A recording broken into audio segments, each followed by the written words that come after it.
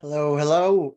I'm Shane Dubow. On behalf of the Levy Senior Center Foundation, I'd like to welcome you all to today's Levy lecture with AARP's new Illinois State Director and my dear, dear friend, Philippe Largent.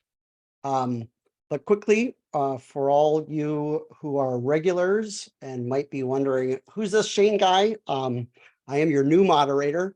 I grew up in Evanston, spent most of my career working as a journalist and later as a writing teacher in high school and college. I basically do the same kind of stuff now, except I do it privately. I work a lot on editing people's books, work with a lot of students on their school papers, and particularly in the fall, work with a lot of students on college essays. If you'd like to learn more about my work, you can go to shanedubow.com.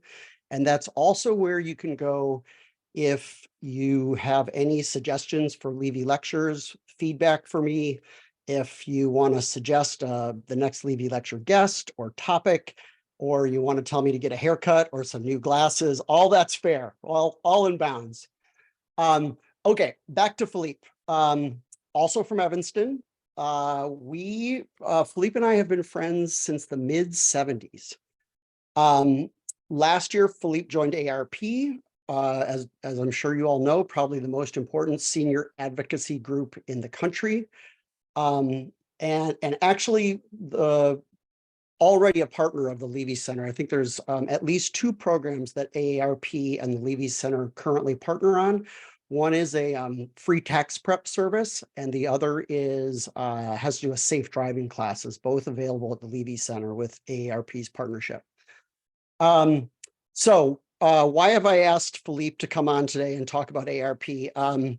Confession, I have spent most of the last 50 years, maybe like other people, pretending that I would never get to the age where AARP and the Levy Center were relevant to me. Of course, I was fooling myself. I am a 50-something.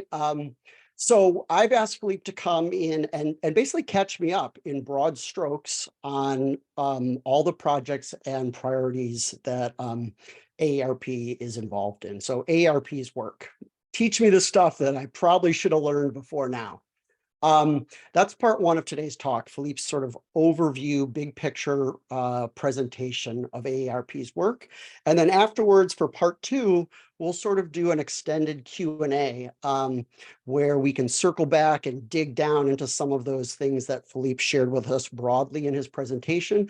But also, it is a perfect time to ask Philippe some questions from you all out there in Zoom land. So how do you ask a question? If you're new to these Zoom lectures, there's a Q&A button down at the bottom of your screen in the center. If you have a question at any point while I'm talking, while Philippe's talking, doesn't matter, you can click that Q&A button, type in your question, send it off, and my colleague, Kathy Jen, is monitoring those Q&A questions as they come in. And she will be feeding them to me in part two so I can pose them to Philippe. Two other technical notes. We are not using the chat feature or the hand raising feature. So please don't use either of those. We're not monitoring those, just the Q&A button at the bottom. Finally, this Levy lecture is made possible by the Levy Senior Center Foundation and the City of Evanston. As always, the foundation appreciates your support as we continue to work hard to educate, entertain, and connect with our community of older adults. Okay, Philippe, welcome. We're talking senior stuff. And I know you recently had cataract surgery, which sounds like a very senior thing for you to do. I personally am wearing my 2.5 readers today. Thank you very much, Aging Eyes. Philippe, take it away. Well, Shane, thank you so much. And I just did have cataract surgery. Everything is headed in the right direction, so I feel pretty good. And I'm really looking forward to today's interview. Here's what I'd like to do. I'm going to go ahead and share my screen and bring up a presentation.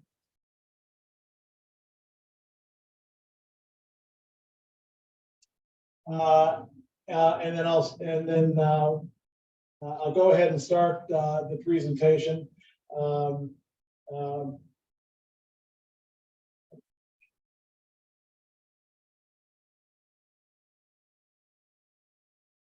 Our story begins more than 60 years ago inside an abandoned chicken coop, where our founder discovered a retired teacher living, no home, no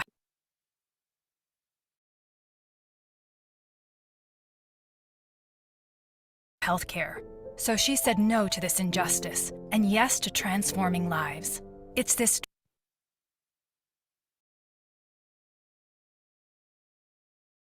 drive, this compassion that inspired AARP. Today we empower people to choose how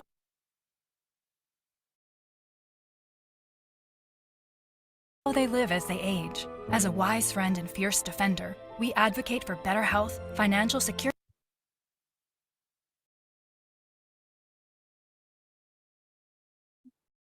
and stronger communities. AARP, join us in making a difference. Hi, everyone. Hello to all the Levy Senior Center community and everyone who's joined us on the Levy Center Series lecture. My name is Philippe Largent, as Shane said. I've been in my role as State Director of AARP Illinois for about a year. I want to thank the Levy Senior Center Foundation and the City of Evanston, Go Kids, my hometown, for the invitation to be part of the Levy lecture series. I also want to say a heartfelt thank you to all of our AARP Illinois members. Thank you so much for your membership. Your resources, your support allows us to be advocates for you out in the community and to help educate everyone 50 plus and older and their families on issues impacting our community.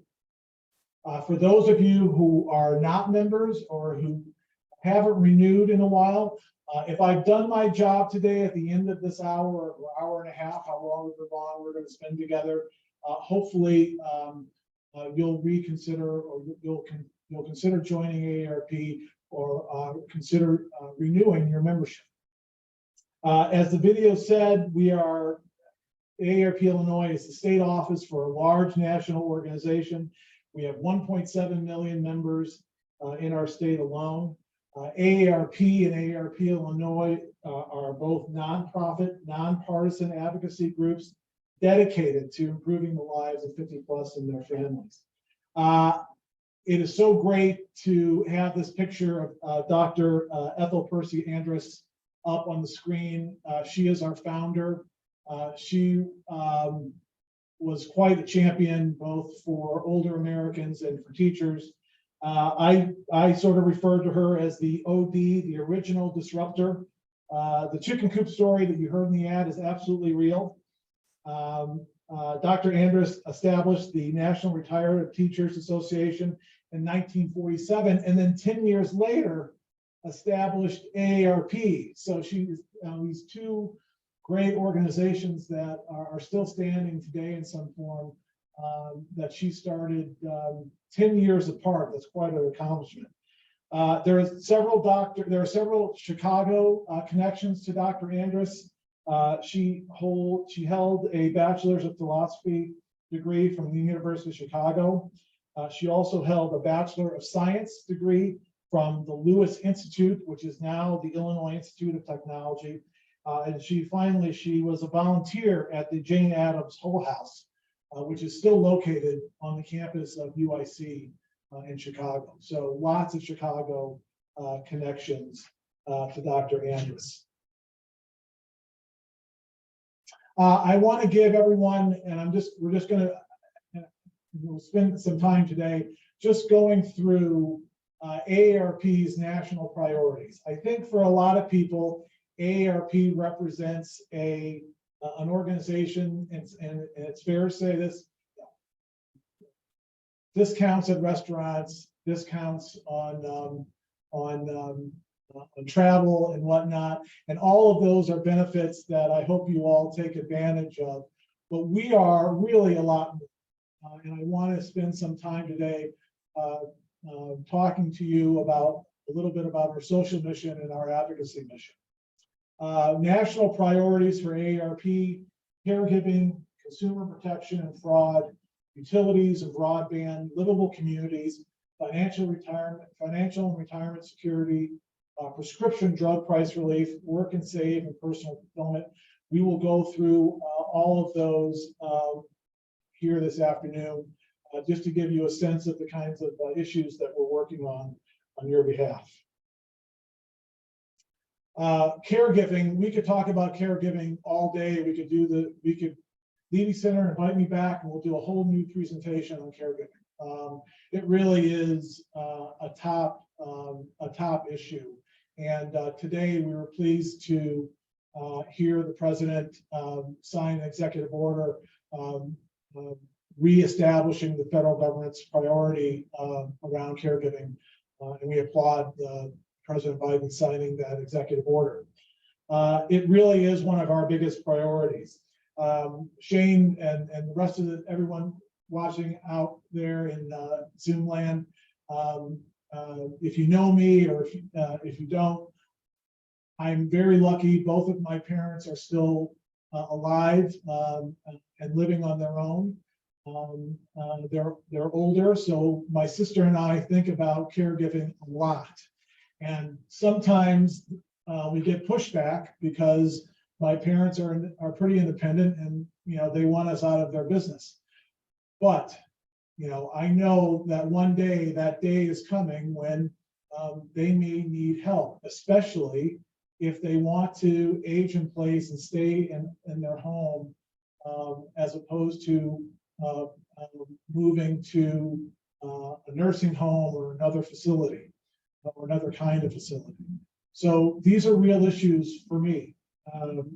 And at AARP, what we want, bottom line, is we want to make it easier for people to age in place. We want to make it easier for people to live independently and remain in their homes and remain in their communities. That's the feedback that we've gotten from asking this question countless times to our members all over the country.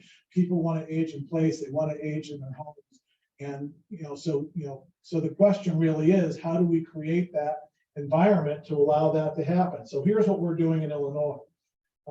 Illinois AARP is one of the groups that supported and worked on and spent a lot of resources and time on making sure that paid family leave was a reality. That's a new bill that was signed into law and takes effect in January. No one should have to lose their job or lose a paycheck because they're caregiving for a loved one at home. We spend a lot of time educating our members and non-members, but our members as well, about making Illinois more affordable.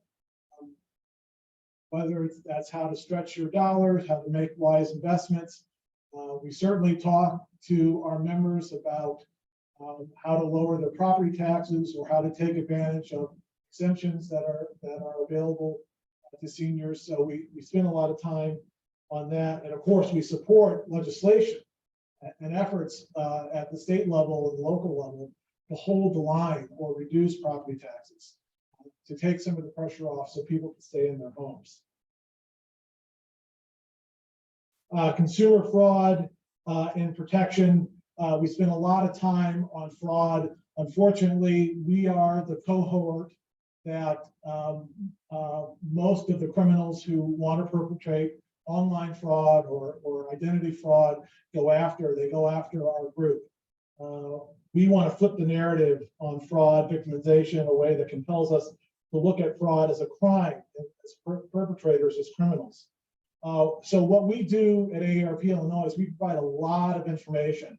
We try to give people a sense of what the scams are that are out there now, what to look for, what are the tells in a scam so that you don't become a victim.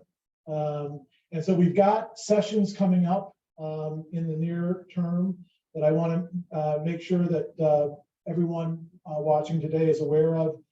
Later this month, you can go to AARP Illinois' Facebook page. There are 3 virtual events U.S. Attorney Scott Versman talking about protecting yourself from fraud. On the 25th, we've got a protecting your financial future and understanding fraud and scams. And then on 26th, we actually bring in the FBI to talk to our members about what are the biggest scams and fraud schemes that are happening right now, and so that people are aware of them and can protect themselves. Utilities and broadband. You know, this is an issue that I've recently become passionate about. I think everyone is aware of the ComEd case that's before the former executives who are being tried in federal court. ComEd, along with People's Gas, Ameren Electric, which is a service provider in the southern part of the state, NICOR, they're all asking for a rate increase this year equal to $1.4 billion in additional utility costs just for 2023. It's outrageous. AARP is intervening in two of the cases. We're intervening in the People's Gas case and the Ameren, Illinois case. I wish I could intervene in more of the cases, but as you might suspect, utilities have unmeasured amounts of resources. I have measured resources, so we have to pick and choose. So we're getting involved in two of the cases, and when I say we're getting involved, what we're going to attempt is to show the Illinois Commerce Commission that the utilities have asked for more of our money than they actually need to provide the service that they provide. That's the bottom line. That's what we're trying to show. So we're going to bring experts and attorneys to make the case that People's Gas and Ameren have overstepped in their request. But it really is outrageous how much the utilities are requesting. And ComEd is literally facing corruption charges in federal court now. Did they take a pause or take a beat from asking for a rate increase? No, they're asking for a rate increase this year as well. So those are kind of the things that we're working on for utilities. And then on broadband, we're proud to be a partner and serve on the Illinois Broadband Advisory Council. The point of the council is to try to fill that digital gap that exists among older Illinoisans.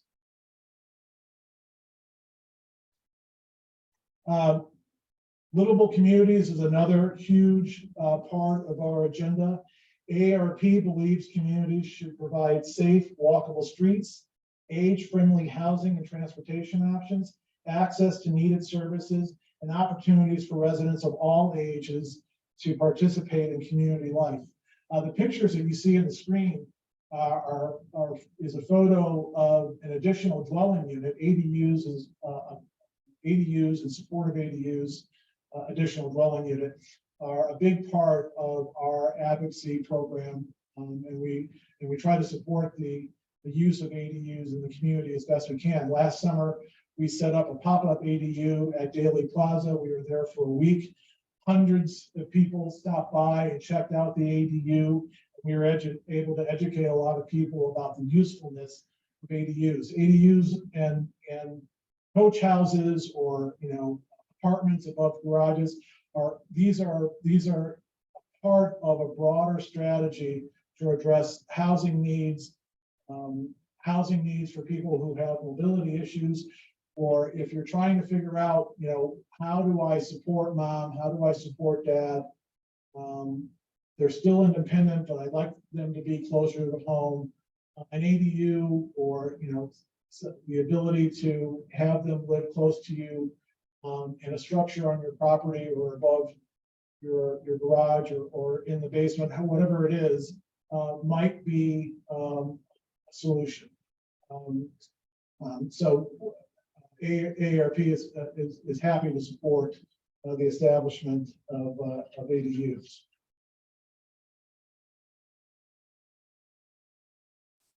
We spent a lot of time talking about financial and retirement security. We spend a lot of our time and effort educating our members about how to maximize their money. We had a great conference last year on the campus of UIC. We probably had 300-400 people in an auditorium. We had financial columnist Terry Savage with us. She gave great advice. We had sessions we had attorneys who talked about living wills. We had Cook County assessor talking about property taxes and exemption offerings in Cook County. And we hope to replicate this meeting or that conference elsewhere statewide. It's such a critical issue that it really is a priority. How to make sure your retirement savings stretch to meet all of your needs as you age and in retirement. Later on this year, we'll also be talking a lot about Social Security and trying to educate and do some outreach about Social Security. Now is the perfect time for everyone to get to have a baseline understanding of what Social Security is and what it isn't. Maybe try to dispel some of the mythology and the misinformation about Social Security. I want all of us to have a level understanding of what Social Security is, because all of us are going to have to be part of solving the long-term solvency issues as they relate to Social Security.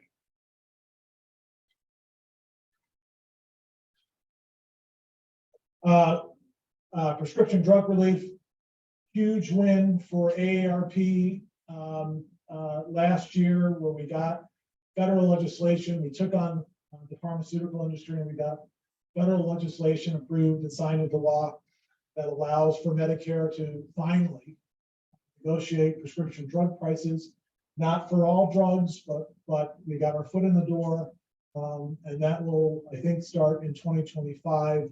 So we're really pleased with that. We, of course, support the cap on insulin costs. We're supporting that legislation mimicking that cap at the state level as well.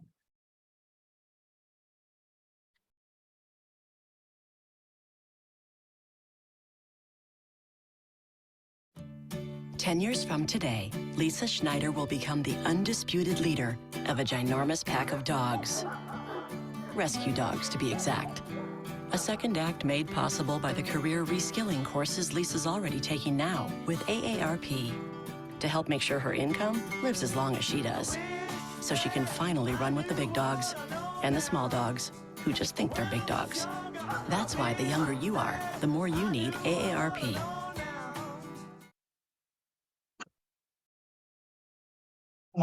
This week, I think you're going to start seeing the commercial that I just played running on your TV or streaming service. AARP Illinois aims to support workers 50 plus addressing age discrimination in the workplace and arming them with the tools they need to have careers they want at any age. So we've just done sort of a mini deep dive into a lot of the advocacy issues that we work on, and I'm really proud of the team that we have at Illinois AARP because they work tirelessly to make those, to work on those issues and support policies that support the 50 plus and their families.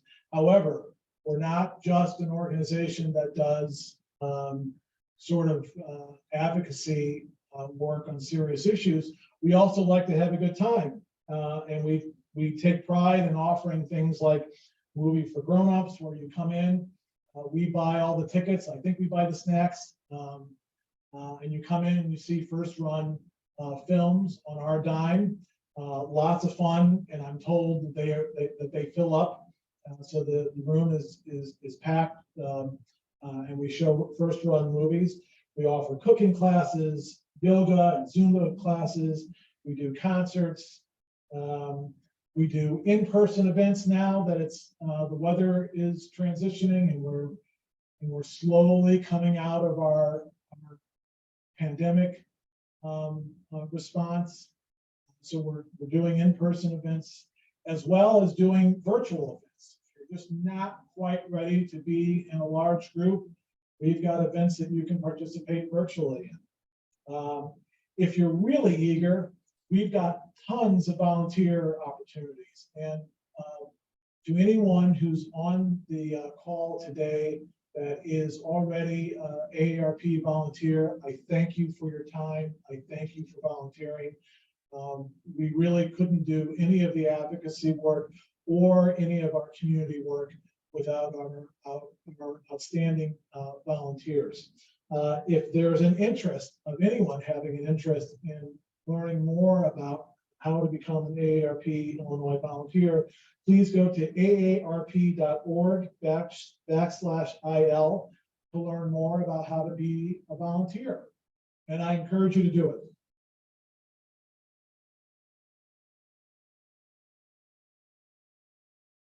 I know that we've covered a lot of ground today, and I really want to thank everyone for your time and for listening to the presentation. At the end of the day, AARP is a social service and advocacy organization.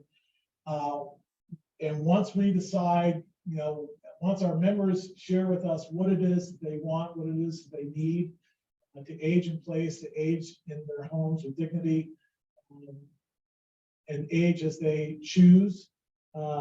We put an enormous amount of resources behind those issues in support of the 50+ and their families. And again, if there is a desire to get more involved or to learn more, do not hesitate to go to aarp.org/IL. Thank you very much for listening to the presentation. I appreciate it.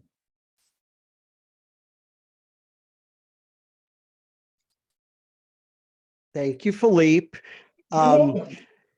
To everyone out there, I'm just going to quickly review the various buckets that Philippe highlighted in his presentation.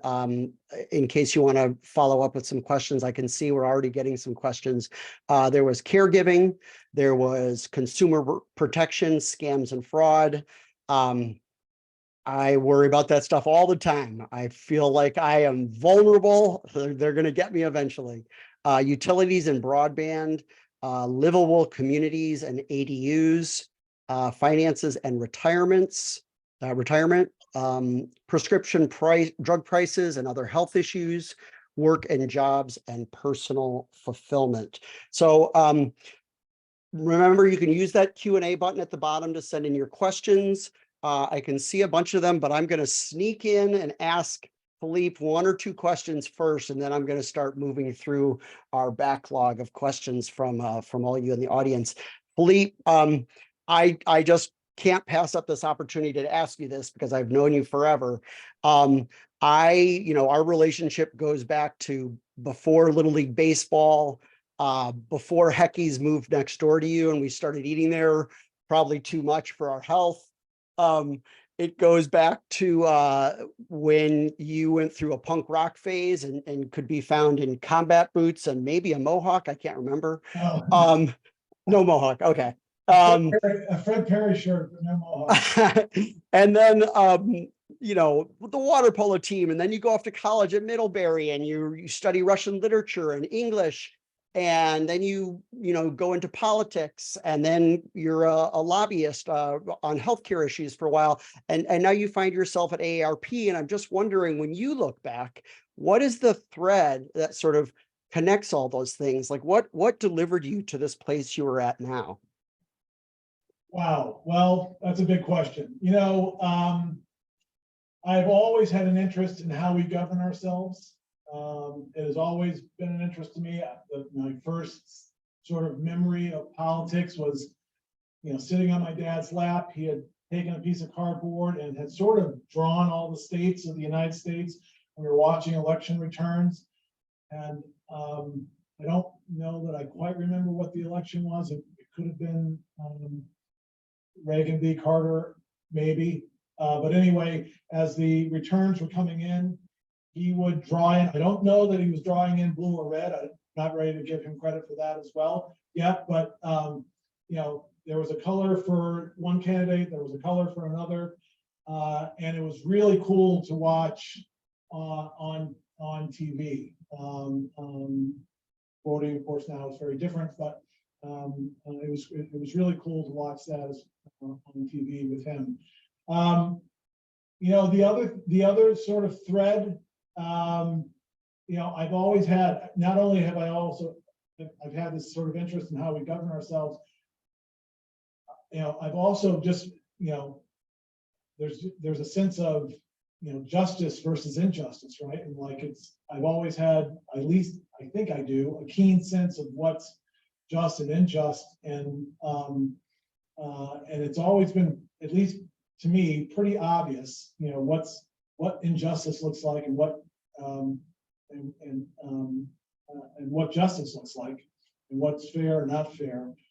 I remember getting involved in the work around fighting apartheid in South Africa. I think my first memory of doing any sort of protesting was at Northwestern around South African disinvestment. Looking back on it now, I don't know if we made a big impact, but there was a lot of energy and a lot of momentum at that time around ending apartheid in South Africa. And I, you know, just, you know, Nelson Mandela was still in prison. A 3 million person white minority, Afrikaner minority, was governing a country of, I'm gonna misstate the population size of South Africa in the 80s, but it was millions of Black people who did not have a vote and a say in how they were governed or anything. It was modern day slavery. And so it was very clear, and our country's response to that at the time was inadequate. And I wanted to do something about it. So, you know, that probably was, I think, the start. And then I think I volunteered for some campaigns, and I did state youth and government, which I loved, and I'm a huge advocate for. So I think that's how I got started. Do you remember our state youth and government bill, which was also a divestment bill from companies doing business in South Africa? Absolutely, absolutely.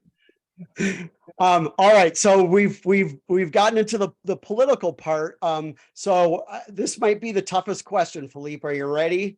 AARP. Yeah, and just for clarification, AARP is a nonpartisan, not-profit organization. We do not make political endorsements at all. We do not make political contributions at all. Your affiliation does not matter to us. Issues of 50 plus and their families and aging affect you regardless of where you are politically. So this gets straight to my question, Philippe. Okay. Nonpartisan organization. Yeah. But clearly some of AARP's most pressing priorities, Social Security, Medicare, there is a partisan difference. And there is some folks that are probably working against what AARP would prefer, and they may hail from one particular political party. How do you navigate that? Look, like I said, Shane, these issues affect everyone, regardless of politics. We want these programs to work for everyone, regardless of where they are politically. Everyone has got solutions to problems. Bring them to the table, and let's do a fair analysis and see if those solutions solve the problem or make the programs that you just mentioned better for the beneficiaries. Social Security, we know, that in 2034 or 2035, we have a problem. If we know that now, let's educate everyone as to where the program is, what the program does and doesn't do. Again, unfortunately, there's misinformation about Social Security. And then and this is especially true for policymakers, let's let everyone come to the table and offer their solutions. If you offer a solution that people don't like, then it simply will get rejected and we have to move on. And that's really our approach. Let me, I'm going to indulge me audience with one more question before I dive into the Q&A here that I see accumulating. I wanted to ask you, Philippe, about the art of advocacy, and I'm going to flatter you here, so get ready for it. Here it comes.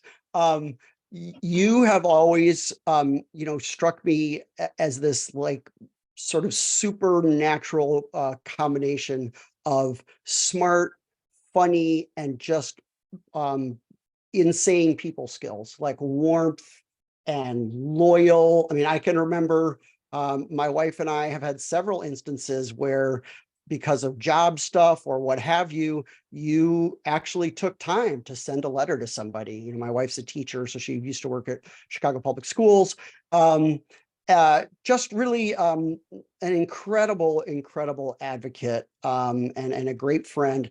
The art of advocacy, what I'm hoping you can do is share with us some things you've learned over the years about what it takes to be an effective advocate, and maybe even some war stories from the trenches, times you really persuaded someone that didn't seem persuadable, or vice versa, where you really dropped the ball and didn't persuade someone. What have you learned about how to be a good advocate? Well, Shane, that's very nice of you to say.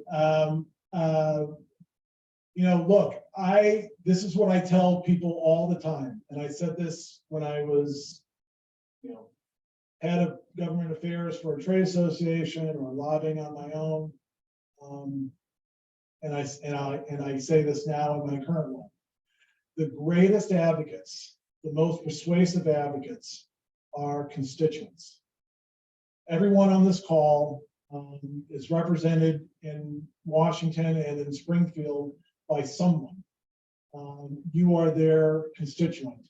And when you organize yourselves in that way as a constituent, and you find other constituents who want to work on an issue with you, and you organize yourselves around those issues, and you find 5, 10, 15, 20 people who live in the community that you live in who want to work on this issue with you. If you organize yourselves in that way, no one is more effective than the power that's created by that association. I'm a firm believer in the power of association. I've represented associations as a private contract lobbyist. I've worked for now 2 associations. I absolutely believe in the power that exists there. Organizing yourselves as a constituent base is incredibly powerful. It is more powerful than someone's $500 check at a fundraiser. It's more powerful than a lobbyist walking around the Capitol in Springfield. It's an incredibly powerful voice. I told you yesterday, some of these guys win their elections by a couple of hundred votes. If you bring 10 people into a state representative's office and tell him or her, this is really an important issue and it's impacting our community, they'd be a fool not to listen and not to respond. And that's really where there's so much power there. And AARP Illinois, all of my colleagues around this country, and of course AARP National, we try to harness that power on behalf of the 50+. Thanks, Philippe. Okay, I'm going to dive into the Q&A here. Before, just as I do that, I just want to let everyone know, if we don't get to your question, or if the question sort of can't be answered on the spot in a satisfying way, we will attempt to come up with answers to these questions, either ones we missed or we couldn't answer on the spot, and send those out in the next Levy email blast. I believe that's how it works. So that's the headline as we dive into the questions. So we have a question from Karen Bauer, and I'm going to paraphrase a little bit here, Karen. I hope that's okay. It's all about representation on governing bodies in senior communities. Some communities offer that, some don't. There don't seem to be a lot of legal protections or requirements that guarantee residents will have representation. And as you would expect, when you don't have representation, you might be hit with outsized costs or poor servers or what have you. Is that something that's on AARP's radar? I don't know that if it's on, I'm not certain if it's on AARP's radar. One of the things you learn when you start working for AARP is that the agenda is pretty big. And we take on a lot of issues. I don't know if this one is on their radar screen. However, I get, this is not the first question, one of these questions that I've gotten. I'm getting questions about HOAs. I'm getting questions about the fees that HOAs charge. I'm getting questions about governance in senior buildings and condos. Clearly, and again, this goes back to creating an environment that allows people to stay in their homes and be able to afford to stay in their homes. I'm not an expert, but certainly someone's HOA fees shouldn't be more than their mortgage. And when you get to that point, you really do start having to ask questions like, what is it that I'm getting for my dollar? And am I being priced out of my condominium or my townhome because of the HOA or because I can't afford my mortgage? So I'm getting those questions. I don't know that it's on the radar for national AARP, but I appreciate the question. That is a great transition into our next question from Suzanne Kraus. This one is all about state versus national goals for AARP. How does AARP National identify their goals? Do the state organizations jockey/form coalitions similar to US politics? No, we're So is it like Austin, Wisconsin, and Michigan, and we're all there together?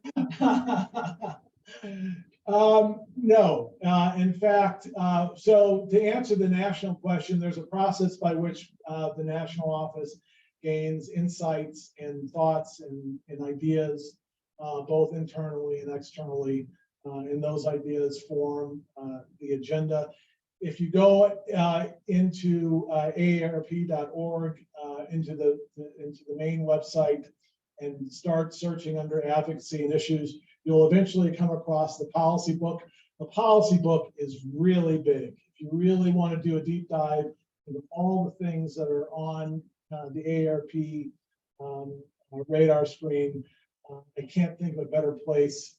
It's certainly a little wonky. It's not a high level read, but it will give you a sense of the kinds of things that we think about and we focus on. And of course, we've got this whole research component that I didn't even talk about, that AARP funds. We do internal research. We are constantly surveying to hear what our members think and what's a priority for them, and that really does get fed into the process of creating the agenda. At the state level, that there's a two-way street there. And what I have found in the year that I've been here is in Illinois, we really do have a lot of discretion as to what we consider to be priorities. And for 2023, AARP has chosen a lot of financial security issues to prioritize for this year. How to maximize your money, how to stretch that dollar, how to make Illinois more affordable, One of the things that I failed to mention that I want to mention now, because I think Illinois has a rap or has a reputation for being a high tax state. Illinois does not tax retirement income. We don't tax Social Security income. We don't tax pension income. We don't tax other retirement income from other instruments.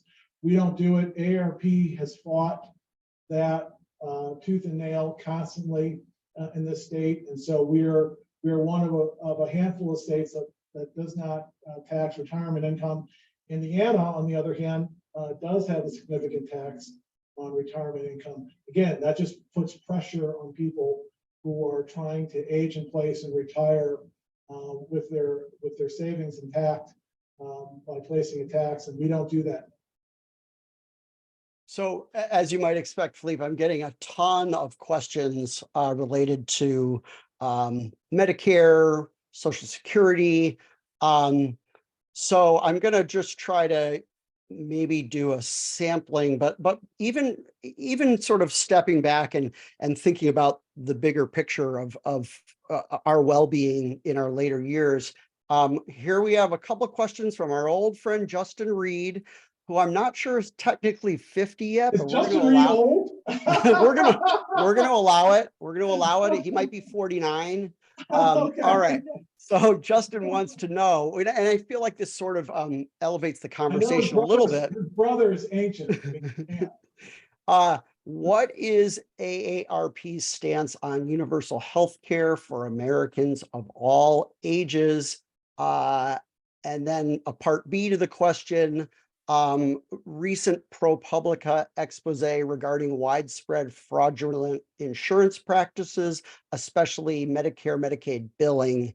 Is that on the AARP radar? So let's take the first one. Let's take the universal health care. I actually don't know AARP's position on universal coverage. So we'll have to get back to Justin on that. Okay. And then he's referencing a lot of a recent ProPublica expose on Medicare, Medicaid fraud. Does AARP have any position on that? I don't know that they've taken a specific position, but they quite possibly have.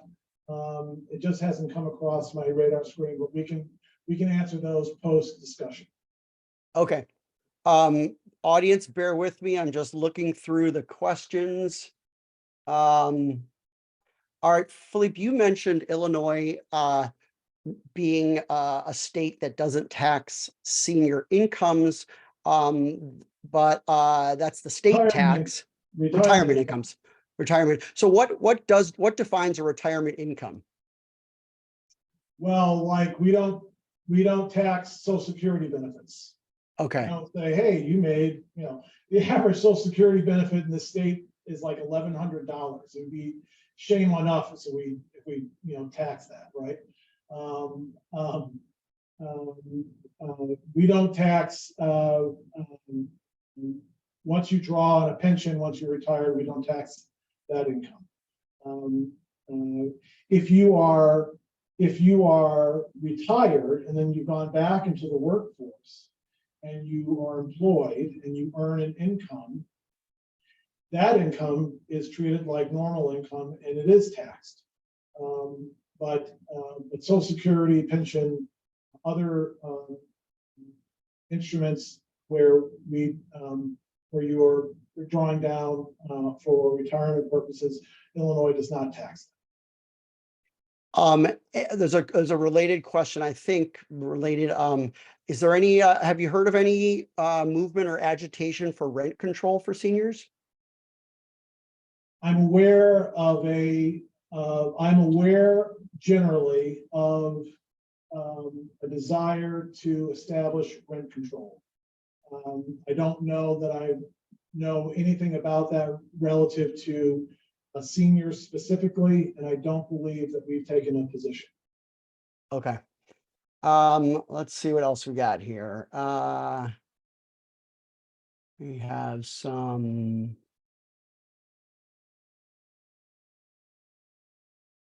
I don't know what this is, so I'm going to ask it, Philippe, because maybe you do.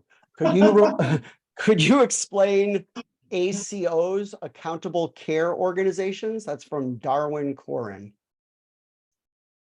Full disclosure, my wife works in this space, so I am somewhat aware of accountable care organizations, and I can speak really, really broadly to them.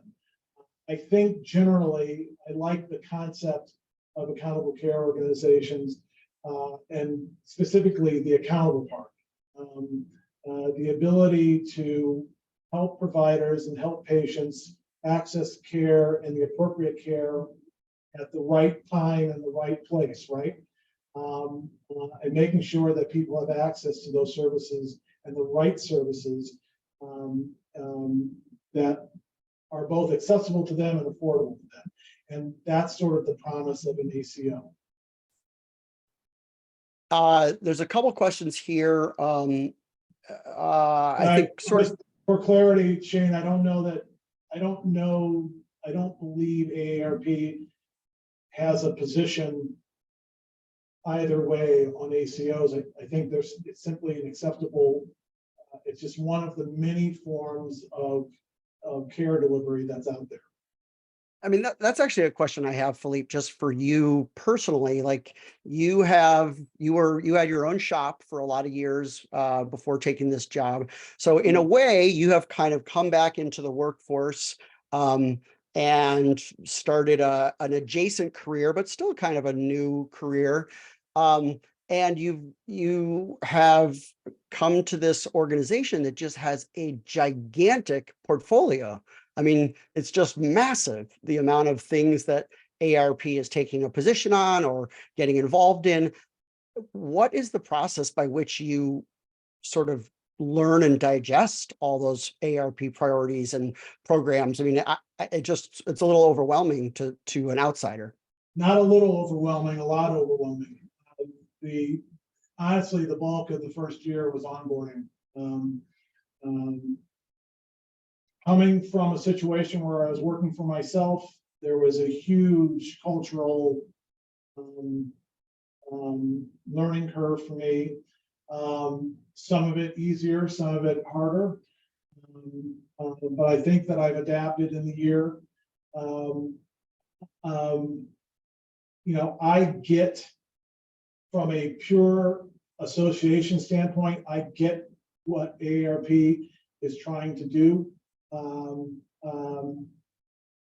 There was a time when I thought, boy, when you've got this massive agenda, like, if the idea of, if you support everything, then you don't really support anything, right? Because you're really all over the place, right? But here's the challenge for AARP. There is no playbook. There is no user guide for aging. If there is one, AARP comes about as close as anyone has come to talking about all of the issues involved in aging, whether you're caregiving for parents, whether you're in that sandwich generation where you're raising kids and caring for aging parents,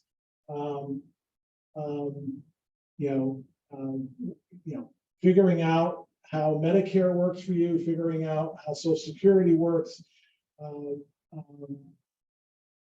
The list of issues is really, am I managing my money correctly for retirement? Are there things that I could do better? Have I saved enough for retirement? Do I have to go back into the workforce? And if I do, what are my options there?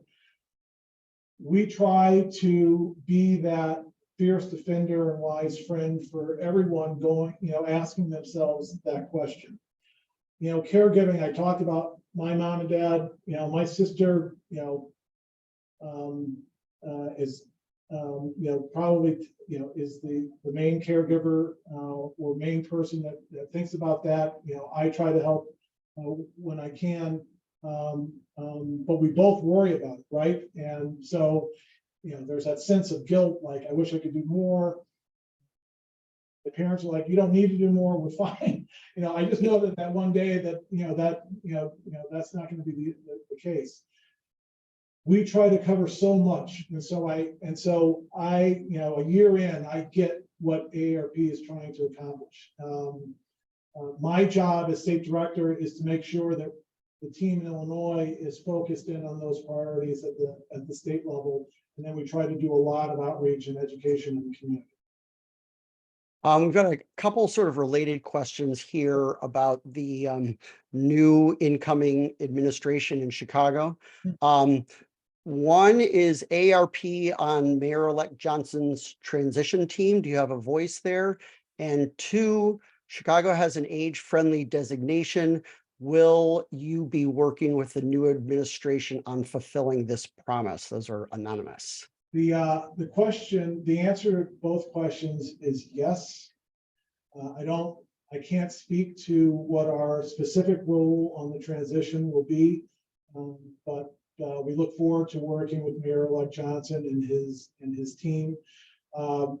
We did a lot of work around voter education in the mayor's race, and in fact, we interviewed all 9 candidates who were running for mayor, including Mayor Lightfoot and Paul Vallis and Brandon Johnson. We talked about age-friendly community. Frankly, Chicago hasn't done enough. There's more to do. We talked about creating an independent department on aging within city government. That doesn't exist today, but we think that it ought to. And we have some ideas and suggestions on models that might work. It's really critical that the city of Chicago have the ability to deliver services to seniors in the city in a comprehensive and coherent way. It's really vital. There are resources at the state level and the city level that just need to be used effectively to make sure that the seniors that need those services have access to them. So I look forward to working with the new administration when they get themselves up and running. So this next question sort of speaks to that kind of state level policy making. From Tom Wilson, how can Illinois seniors get a level of home care services that will allow them to age in place? Why are Illinois seniors denied consumer-controlled home care, which allows for more freedom and better care? Great question, and I wish I had a better answer to Tom's question. Something that we think about constantly. They're just, the market is upside down. There's way more demand for those services than there are services to deliver. And as you can imagine, if you can find a service provider, the cost of providing that care is astronomical. And to the extent that Medicare or Medicaid might pick up some of those services, those efforts might not be adequate as well. AARP is constantly working on these issues at the state level to fund those programs to the highest level, to really fully fund them, so that every senior that's eligible for those services can attain them. Pamela Frankel asks, does AARP sponsor any opportunities for citizens to get involved in issues relating to helping out or improving rehab and nursing homes? Are you involved in the crisis of care in assisted living and nursing homes? Absolutely, knee deep in it. In fact, AARP Illinois led the fight to pass a massive reform bill in Illinois to reform staffing levels and quality of care levels within Illinois nursing homes. I came out of healthcare. It took a long time for all the payers in healthcare to align payment, reimbursement for services towards quality. We used to simply just reimburse, if you saw a patient, you got them on your chart, you got paid for it, but there was no effort to pay for quality. Now we want to pay for quality, right? And in nursing homes, We want to pay for better staffing levels. We want to pay for better quality within nursing homes. Illinois AARP led the effort to pass legislation and get it signed into law to do just that. The nursing homes are trying to get out of it, and you've got tons of resources to do that. We're going to continue to hold them and state government accountable so that the care at a nursing home can improve. I have two questions here that are somehow related. Follow me as I go through this. Oh, I got to shout out Justin's mom, I think, Michelle Bressler, writing in to remind us that there is a new AARP publication, and the cover story is all about scams and fraud. So thank you, Michelle Bressler. However, for all you out there, Justin Bressler is another one of our childhood friends.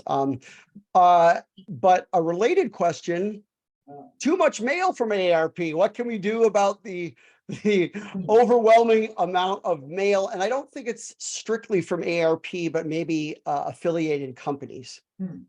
And that's from Susanna Kraus. Susanna, thank you for your question. Here's my response. What I would say is, we want to stay connected. And we would love to stay connected with all of you online. So if you're inclined to be online, I encourage you to go out to aarp.org and get involved there. Like I said, we cover so many topics, and look, I've had folks come to me and say, I heard you're working at AARP. I was on the AARP. I love the AARP website.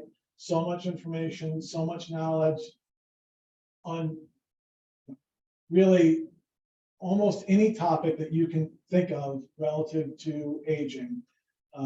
We probably cover in some way at aarp.org. And so I would encourage folks to go out to the website and get involved there.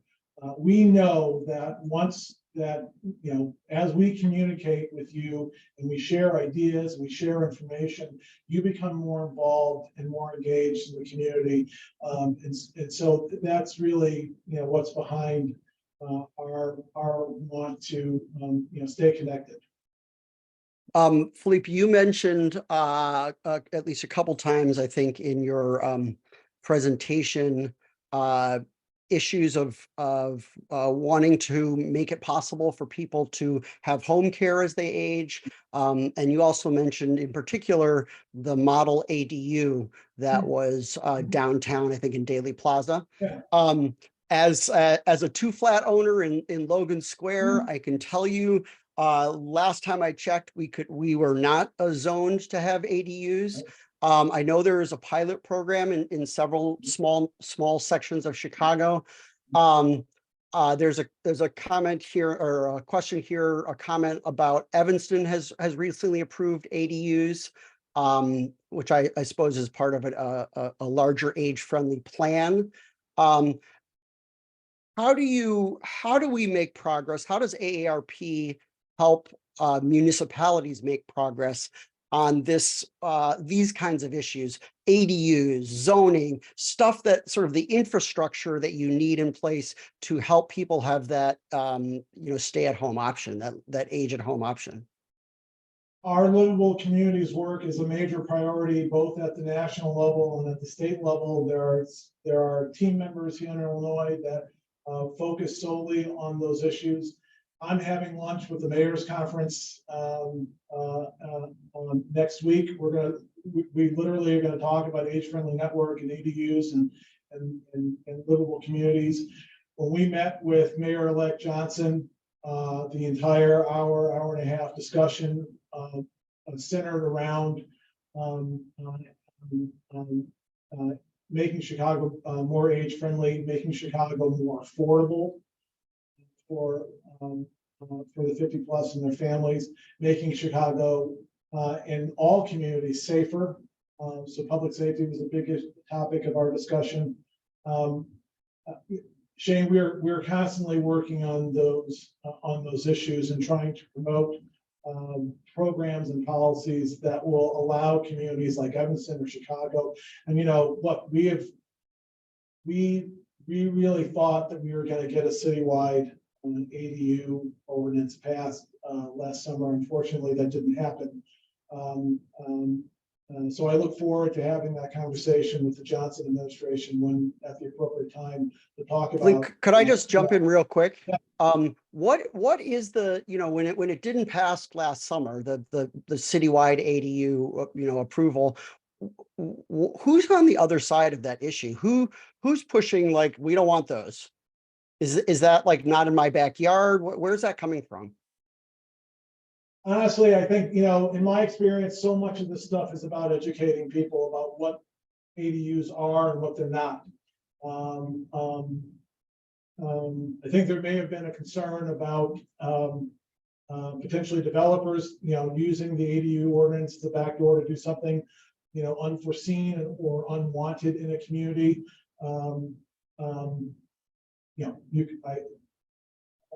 You can draft legislation, you can draft ordinances to protect that. But there are so many new members of the Chicago City Council now. We really do have an opportunity to educate a whole new group of people on the topic. And of course, we've got to educate the mayor elect as well. So I look forward to having that discussion.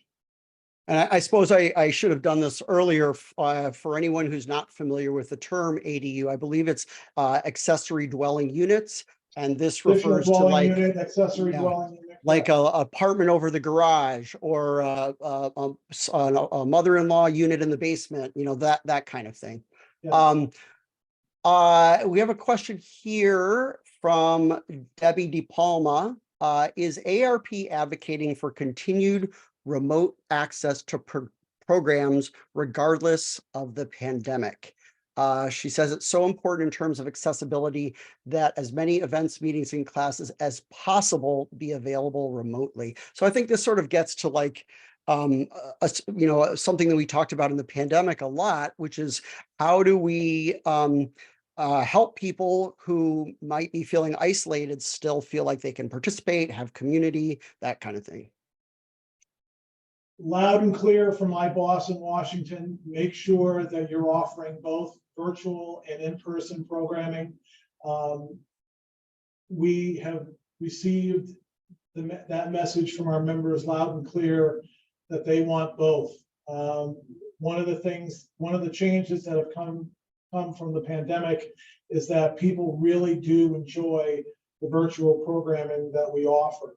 The financial summit that I mentioned earlier with Terry Savage at UIC, we did her portion of that virtually. So if you couldn't attend the event, you could at least hear the hour and a half of Terry Savage virtually. We do cooking classes, Zumba, yoga, concerts. I've done Q&As with the director of the Illinois Department of Public Health, the director of the Illinois Department on Aging, on issues of affecting 50 plus that their departments work on. And we're constantly looking for those opportunities to do Facebook Live events or YouTube events where we can engage with our members virtually. That's not going away. We're always going to do more of this. I have a question here from our buddy Ish, related to gig work and retirement. Okay. What impact has the rise of gig and other part-time work had on people's ability to plan and prepare for retirement? As a gig worker, I'm very interested in hearing your response. Okay. Here's one of my most favorite things about what we do in Illinois to help people save for retirement. And this goes directly to people who are gig workers or who work for themselves.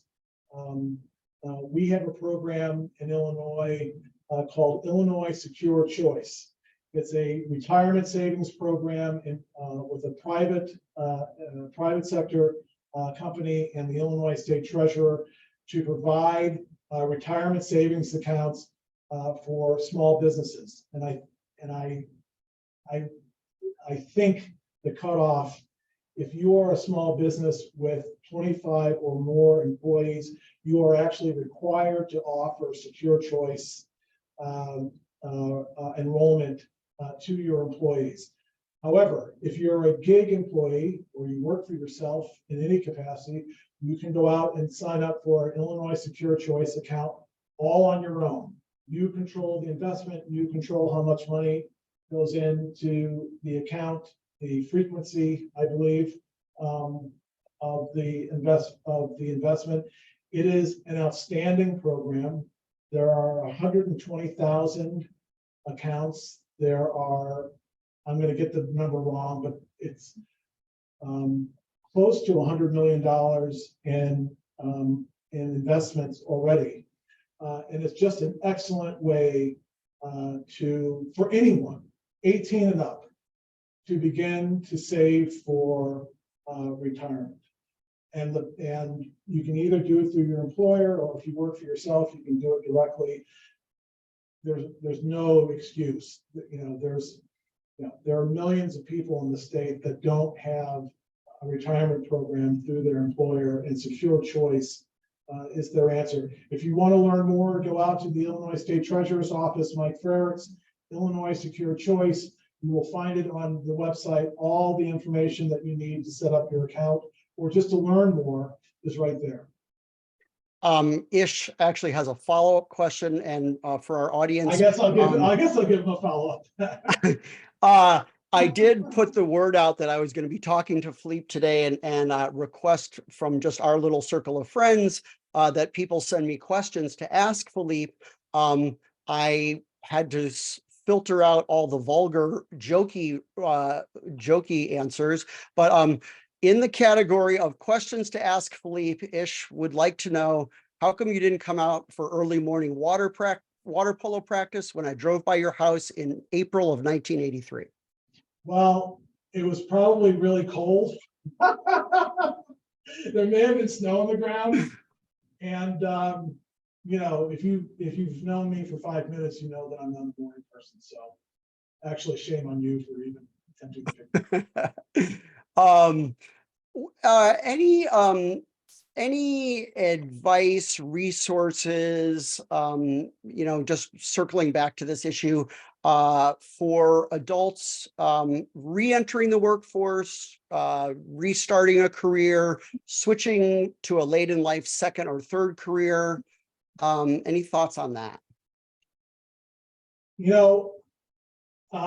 I know that that's a really important issue, and I know that it can be touchy, especially if you are having to re-enter the workforce because you find that your retirement savings aren't going to meet all of your needs. And Social Security, unfortunately, that benefit is probably only getting you so far in addition to whatever your retirement savings is. I have received notes and emails about people having to go into re-enter the workforce because of inadequate retirement savings, and I get it. And for some of those folks, it's painful.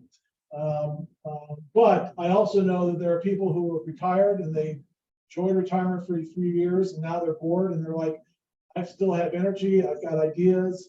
I was at the top of my game when I retired. I'd like to get in and do something else. AARP will work with you and give you ideas and educate you on how to do that. And I think offer some training. Again, AARP.org is a great resource for anyone looking to get back into the workforce or restart a career that they ended because they retired, but now they're bored and they want to do something else. Or they want to do something completely different. I'm sure there's education materials out there for you to learn how to do that. So I encourage you to go out to the website. Philippe, we're gonna jump into the realm of fantasy. We are gonna give you some superpowers. When I play this game with my wife and we talk about what would be our favorite superpower, she wants the ability to turn all horror movies, which she doesn't like, into action adventure movies, which she likes. So that would be hers. But for the purpose of this exercise, Philippe, I'm giving you the superpower, the magic wand. If you could do any one thing with a wave of magic wand in this space, what's on your list? Oh, well, if I had to pick one thing, I wish I had more time to think about this, but honestly, even if it's not one, what would be some of the top ones on your list? okay. If I could take a wand to an issue that we're working on to fix it, I would certainly start with caregiving. The need for caregiving services of high quality, caregiving services that people can rely on and trust and afford. We are in a crisis relative to that. There is no question about that. The demand is simply too high. And the capacity to meet the need simply doesn't exist. If I could change something with a magic wand, there would be plentiful services for people who want to stay in their home. They don't need to go into a nursing home, but they need a little bit of help with activities of daily living, just to make things work. If you can, if I could imagine the perfect scenario, personal assistance in your home, and different levels of assistance depending on the need. But you're in your home, you're in your community, you're aging in place, you're doing exactly what you've told AARP you want, and you're not subjecting yourself to the possible lack of quality care in a nursing home. I think that's where I would start. The other place I would start, if I could take a magic wand, I would love for everyone to be able to retire in the way that they want. Some of the stories I've read of people, draining their retirement income and Social Security not meeting their needs, and having to go back into the workforce. It's sort of heartbreaking. That's why I love Illinois Secure Choice 18. Now when you and I were 18, I don't remember talking a lot about retirement security. I get it. And so I suppose most 18-year-olds today aren't talking about retirement security. But educating 18-year-olds about, being in the workforce, paying into Social Security, and of course their response to me would be, Social Security is not going to be there when I'm ready to retire. That was the same, frankly, that was the same thing that I said when Social Security was raised when I was younger. So, right now, today, the program is still there. Talking to 18-year-olds about Illinois Secure Choice, again, an account, they control any amount of money, $5, $10 in. It's just automatically going in. You're not thinking about it. Something that you control. You can stop it. You can start it. You can stop and start it if you lose your job. So it's just a great. So yeah, that's one area that I would, if I could take a magic wand to, I would love to fix. Let's just do a couple more, Philippe. I have one for my mother, so I think I have to do that one. My mother would like to know a little bit about the history of AARP's funding and where it comes from now. Well, certainly we are a dues-paying organization. I think today you can join AARP for 5 years at $12. I think we're offering. I think that deal is still running. But the membership dues are fairly inexpensive, and of course a lot of return on investment or bang for your buck, so to speak, for your membership dues. AARP also has business relationships with various companies that we do business with. Those resources are all funneled back into our social mission and our advocacy. Last for you, Philippe, anything that we sort of didn't touch on that you'd like to speak to? Well, first of all, thank you for the opportunity. Thank you for all the great questions. This has been fantastic. I'm trying to think, is there anything that we didn't cover? I think my last thought would be, I hope at the end of this discussion, the takeaway is, wow, AARP is involved in a lot of things. The guy who claims to be the director doesn't even know all the issues. So he's told me to go to the AARP.org website to learn more. In fairness, it's a pretty big portfolio. I know, right? Yeah, right. And so it's a big portfolio. We work on a lot of issues. I would challenge anyone on the call to come up with something that we are not at least dabbling on the ancillary edge of in terms of an issue. We touch on a lot of stuff. AARP is a big organization.